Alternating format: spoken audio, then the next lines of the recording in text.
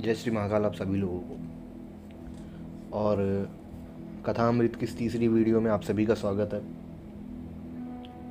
तो आज हम लोग उस कथा का जिक्र करेंगे जब भगवान हनुमान अर्जुन की परीक्षा लेने जाते हैं।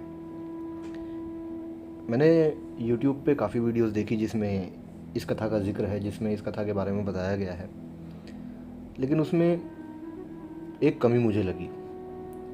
जो व्यक्ति हनुमान जी का भक्त था वो हनुमान जी को बड़ा दिखा रहा था कि हनुमान जी ने अर्जुन का मान भंग कर दिया, अर्जुन का अहंकार नष्ट कर दिया। जो आदमी अर्जुन का फ़ैन था वो अर्जुन को बता रहा था कि हनुमान जी इतनी शक्ति लगा करके भी अर्जुन का बनाया हुआ वो पुल नहीं तोड़ पाए। तो आज इस कथा में, इस वीडियो में हम चर्चा करेंगे कि वास्तविकता में हुआ क्या था, क्योंकि मैं जो संदर्भ आपको सुनाने जा रहा हूँ ये संदर्भ तुलसीदास रचित है। ठीक है, तो इसके अंदर पूर्णता है, इसके अंदर आपको सारी जानकारी मिलेगी कि वास्तविकता में उस समय क्या हुआ था। तो ये बात उस समय की है जब अर्जुन और कृष्ण भगवान की मित्रता हुई थी आरंभ के दिनों में। तब अर्जुन को ये अभिमान था कि बहुत उच्च कोटि का धनुर्धर वो है, और वो इतना उच्च कोटि का धनुर्धर है कि वो ये समझता था कि भगवान राम से उसकी तुलना की जा सकती है। ठीक है, तो जब भगवान कृष्ण को अर्जुन के इस भाव का पता चला तो उन्होंने सोचा कि ये सही नहीं हो रहा है, मतलब कि ये अर्जुन के मन में इस प्रकार का भाव अभिमान को जन्म दे देता जो कि धीरे धीरे पल रहा था उसके अंदर। तो भगवान ने उसका निवारण करने का सोचा। तो एक दिन भगवान कृष्ण ने अर्जुन से कहा कि अर्जुन जाकर के पूजा के लिए पुष्प लेकर के आओ। अब भगवान कृष्ण की आज्ञा मान करके अर्जुन फूल तोड़ने के लिए गया, परंतु अर्जुन उस वन में फूल तोड़ने के लिए गया जो वन माता अंजनी का था, जहाँ से माता अंजनी पुष्प तोड़ा करती थी, और हनुमान जी उस बाग के रक्षक थे। ठीक है, उस उद्यान के हनुमान जी रक्षक थे। तो वो एक कोने में बैठे अपना चुपचाप वहाँ पे फल खा रहे हैं, राम सिया राम सिया राम सिया राम का जाप कर रहे हैं। अर्जुन आए, अर्जुन ने आकर के वहाँ से पुष्प तोड़े और जाने लगे। तो जब उन्होंने पुष्प तोड़े तो हनुमान जी दौड़े दौड़े आए। तो उन्होंने बोला कि ये तुम क्या कर रहे हो? तो अर्जुन ने कहा कि मैं पुष्प तोड़ लेके जा रहा हूँ। तो बोले कि चोरी से? बोले हाँ चोरी से, क्या हो गया? बोले कि पूजा के लिए लेके जा रहा हूँ। तो बोल रहा है कि पूजा करनी है, इतना अच्छा कार्य करना है, और उस कार्य के लिए तुम चोरी से पुष्प लेकर के जा रहे हो, कम से कम आज्ञा तो लेनी चाहिए। तो बोले तो ऐसी कौन सी बड़ी बात हो गई अगर आज्ञा नहीं ली तो हनुमान जी बोले कि लेकिन ये गलत है ना। तो बोलते कि अच्छा बताओ कौन से भगवान की पूजा के लिए लेके जा रहे हो? तो अर्जुन कहते हैं कि भगवान कृष्ण की पूजा के लिए। तो हनुमान जी हंसे, उनको हंसी छूटी, और वो बोले कि अच्छा फिर तो ठीक है, फिर तो ले जाओ, कोई बात नहीं। तो अर्जुन को आश्चर्य हुआ, तो जो अभी थोड़ी देर पहले बोल रहे थे कि ऐसे और वैसे, वो अभी अचानक से ऐसे कैसे बोलने लगे कि नहीं लेके जाओ। तो उन्होंने पूछा कि क्या हुआ, आप ऐसे क्यों बोल रहे? तो बोले कि अरे नहीं कोई बात नहीं, आप लेके जाओ। तो नहीं बताइए आप बात क्या है? तो हनुमान जी कहते हैं कि अरे जिसके भगवान ही खुद चोर हों तो उसकी पूजा में पुष्प भी तो चोरी से ही जाएंगे ना, उसमें कौन सी बड़ी बात है? तो अर्जुन का खून जल गया। तो बोले कि अच्छा आप ऐसे कैसे कह रहे हैं, आप भगवान कृष्ण की सत्ता को नहीं मानते, आप उनका अपमान कर रहे हैं। तो बोले कि अपमान क्या करे, तो दुनिया बोलती है कि वो चोर है, माखन चुराते थे, कपड़े चुराते थे, इस तरीके से। तो बोले कि अगर ऐसे भगवान की पूजा के लिए पुष्प लेके जाने हैं तो वो चोरी से ही जाए तो वहीं उचित है, क्योंकि वहीं उनको रास आते हैं। तो अर्जुन से बर्दाश्त नहीं हुआ। तो अर्जुन ने बोला कि आप इतना करते हैं, आप राम राम का जाप करते हो, तो आपके राम में क्या शक्ति है? बोले कि अगर इतने शक्तिशाली धनुर्धर होते तो पत्थरों का पुल बनवाया आप लोगों वानरों से, वो बाणों का पुल क्यों नहीं बनाया उन्होंने? अगर इतने सामर्थ्यशाली धनुर्धर वो होते तो बाणों का पुल बनाते। इतना व्यर्थ परिश्रम उन्होंने करवाया, 3 दिन तक सागर से राह मांगी, उसके बाद में फिर अपनी पूरी सेना को लगा करके उन्होंने पुल बनवाया पत्थरों का। अगर इतने सक्षम धनुर्धर होते तो वो अपने बाणों से पुल बना देते। तो उन्होंने बोला कि हनुमान राम जी की सेना में जो वानर थे वो अतुलनीय शक्तिशाली थे, और बाणों का पुल उन वानरों की शक्ति को झेल नहीं पाता, इसीलिए उन्होंने पत्थरों का पुल बनवाया। तो बोले कि ऐसा कैसे हो सकता है? तो बोलते ये सामने खड़ा है तुम्हारे बंदर, ठीक है, तुम पुल बनाओ, अगर उस पे से ये एक बंदर निकल जाए तो बात रहेगी। अब अर्जुन ने सोचा कि करके देख लेते हैं, तो अर्जुन मान गए। लेकिन ये शर्त रखी गई, अर्जुन ने ये शर्त रखी कि अगर आपने मेरा बनाया हुआ पुल तोड़ दिया तो मैं अपने आप को अग्नि में दान कर दूंगा, मैं अग्नि स्नान कर लूँगा, मैं भस्म हो जाऊंगा। ठीक है, तो हनुमान जी ने भी बोला कि ठीक है, अगर अगर तुम्हारा पुल बचा रह गया मेरे जाने के बाद, तो मैं जो तुम बोलोगे वो मैं करूँगा। ठीक है, अब यहाँ पे बात शर्त लग गई। अब दोनों जने गए नदी किनारे। ठीक है, तो अब हनुमान जी ने अर्जुन से कहा कि बनाओ पुल। तो यहाँ पर उल्लेख मिलता है कि बाण की वर्षा की अर्जुन ने सागर बना समूचा, बाण की वर्षा की अर्जुन ने सागर बंधा समूचा, आनन फानन कई योजन का बांध दिया पुल ऊंचा। अनेकों योजन लंबा पुल अर्जुन ने अपने बाणों से खड़ा कर दिया। ठीक है, तो अर्जुन बोले हनुमान जी से कि पुल तैयार है। तो हनुमान जी बोले कि राम जी का बंदर भी तैयार है। तो कहते हैं कि 1000 योजन बदन बढ़ाया, गदा धर लियो कांधे, और एक एक योजन के पत्थर रोम रोम में बांधे। आप सोचिए जरा कि हनुमान जी का कितना भयानक और विशाल रूप रहा होगा उस समय पे वो, कि अगर हम हिसाब लगाते हैं तो 1000 योजन में 12,875 किलोमीटर का ये डिस्टेंस हो जाता है इन किलोमीटर्स। अगर किलोमीटर में नापा जाए एक इसमें 1000 योजन को, तो 1000 योजन में 12,875 किलोमीटर होते हैं। अब सोचिए कि कितना लंबा उनका और कितना विशाल शरीर उनका होगा। और एक एक योजन के पत्थर रोम रोम में बांधे।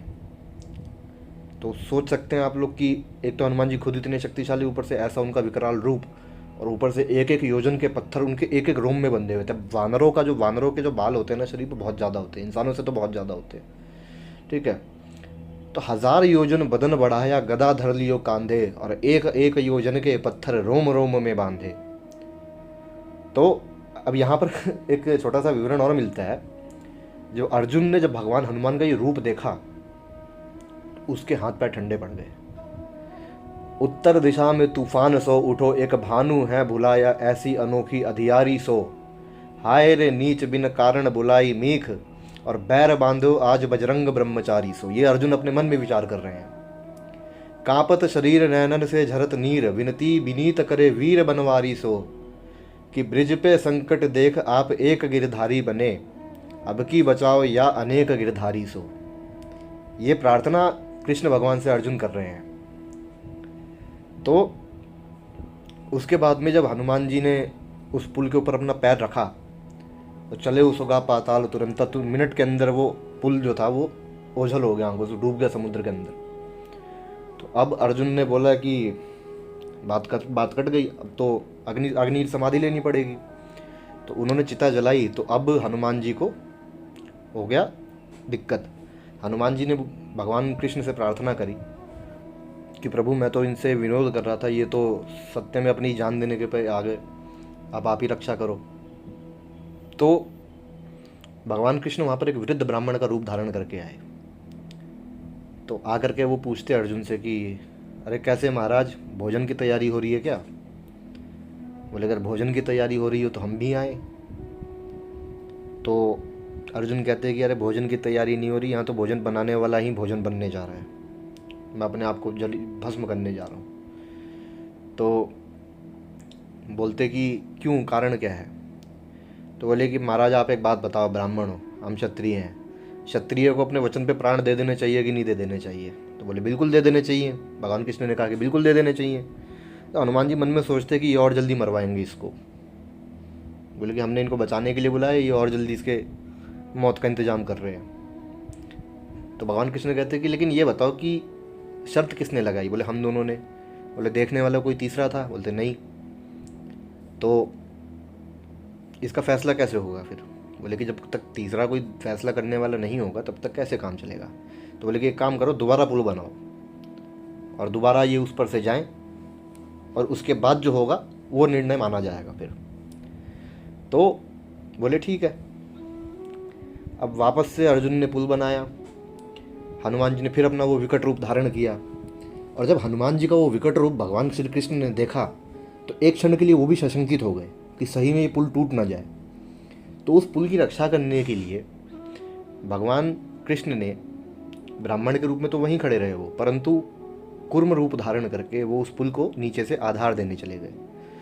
उन्होंने उस पुल को आधार दिया, और उसके बाद जब हनुमान जी उस पुल पे चढ़े, कूदे, उछले, आर पार गए, उस पुल को कुछ नहीं हुआ। लेकिन हनुमान जी की शक्ति का वर्णन यहाँ पे ऐसे मिलता है कि वो कूर्म रूप में भगवान कृष्ण जो वहाँ पर उपस्थित थे, उनके शरीर से रक्त निकल गया था, उनके शरीर से भी रक्त प्रवाहित हो गया था। ये हनुमान जी की शक्ति थी। तो अब पुल वैसे का वैसा था। उसके बाद अर्जुन ने देखा कि पुल को कुछ नहीं हुआ, उसे बड़ी प्रसन्नता हुई। तो हनुमान जी ने बोला कि ठीक है, अब आप बोलिए मुझे क्या करना होगा, मैं तैयार हूँ। तो कृष्ण भगवान ने बोला कि नहीं, अभी नहीं, रहने दो, बाद में देखेंगे इस चीज़ को, इसको वचन को याद रखना, इसको भूलना मत कि तुमने हमारी सहायता का वचन दिया है, तो तुम्हें हम आवश्यकता पड़ने पर आदेश देंगे। तो हनुमान जी बोले ठीक है। फिर जिस समय महाभारत का समय हुआ, जब कौरवों और पांडवों की सेना आमने सामने आकर के खड़ी हुई, तब कृष्ण भगवान ने अर्जुन से कहा कि पवन पुत्र को याद करो, उनको बुलाओ, उनके आने का समय हो गया है। तो बोले कि प्रभु मैं हूँ यहाँ पर, मेरे रहते हुए उनकी क्या आवश्यकता है, क्यों उनको कष्ट देना। बोले कि हम अकेले ही युद्ध जीत जाएंगे। तो भगवान कृष्ण कहते कि अर्जुन तुम नर हो, ठीक है, जब राम नारायण हो करके उनके बिना युद्ध नहीं लड़ पाए, तो तुम नर हो करके उनके बिना कैसे जीत जाओगे। बोले कि उनको बुलाओ। तो अर्जुन ने उनको बुलाया। तो भगवान कृष्ण उनसे बोलते हैं हनुमान जी से कि युद्ध में चलना होगा। तो बोले कि लेकिन मैं बैठूंगा कहाँ। हनुमान जी ने पूछा कि मैं बैठूंगा कहाँ। बोले कि मैं तो वैसे भगवान राम के चरणों में रहता हूँ। तो कृष्ण बोले कि अरे हमारे सर पे ही बैठ जाना, लेकिन चलो तो सही। तो बोले कि महाराज चल तो लेंगे, लेकिन एक समस्या हो रहा है। बोलते कि हम सत्संग के बिना नहीं रह सकते।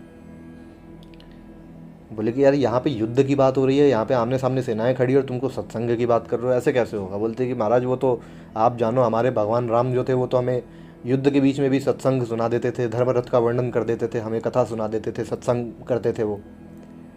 तो बोले कि अच्छा ठीक है, चलो उसका भी प्रबंध कर देंगे, कोई दिक्कत नहीं। तो उसके बाद हनुमान जी ने अर्जुन के रथ की पताका में स्थान लिया, जिसके कारण अर्जुन के रथ का नाम पड़ा कपिध्वज। ठीक है। और ऐसा कहते हैं तुलसीदास जी कि अर्जुन के मोह का जो केवल बहाना था, वास्तविकता में गीता हनुमान जी को सुनाना था। इसीलिए वहाँ पर भगवान कृष्ण ने गीता का प्रवचन दिया है, जिससे कि हनुमान जी सत्संग कर सकें। तो ये एक महान भक्त की महत्वता होती है कि उसके आग्रह को भगवान कभी ठुकरा नहीं सकते। और ये एक भक्त का भाव होता है कि वो अपने भगवान के लिए कुछ भी करने के लिए तैयार रहता है।